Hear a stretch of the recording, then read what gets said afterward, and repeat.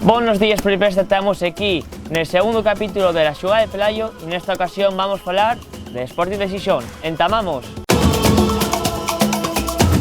Bueno, pues para el que no sepa, el Sporting es un equipo fundado en 1905 aquí en la ciudad de Xixón. Compite actualmente en la segunda división y este año pues no se consiguió el ascenso ni el playoff como la temporada pasada. Los dos partidos xogados en el campo municipal El Molinón Enrique Castroquini, que es el campo más antiguo de fútbol español. Desde 1962 organiza el trofeo Villa de Xixón, llamado en 1992 Trofeo Costa Verde. Cuenta con alrededor de 22.916 abonados y 126 peñas oficiales.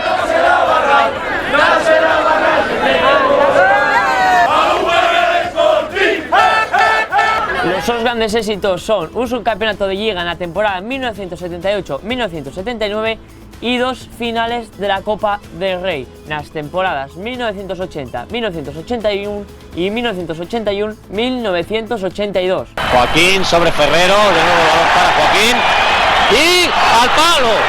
El disparo de Joaquín lo rechazó. En la clasificación histórica de Primera División ocupa el 15º puesto y en la Segunda División ocupa el segundo puesto. En la temporada 2016-2017 el club xugó la su edición número 42, siendo el club asturiano que más xugó na élite. Amas y uno de los 9 equipos del fútbol profesional que non xugó más abajo de la Segunda División. En el Sol Palmarés de Lligues tiene 7 de Segunda División conseguidas en la temporada 41, 42, 48. Bueno, tendréis aquí abajo la imagen porque son muchos y la memoria llega hasta cierto límite. También tuvo 8 cambios de nombre. A destacar en su plantilla pasaron jugadores tan históricos como Ablanedo, Cundi, Redondo, Maceda, Luis Enrique, Quini, Abelardo y Jesús Castro. Y hasta aquí el segundo capítulo. Tendréis la semana que viene la historia de Real Oviedo aquí en Playpresta. Pelayo, calienta que sales.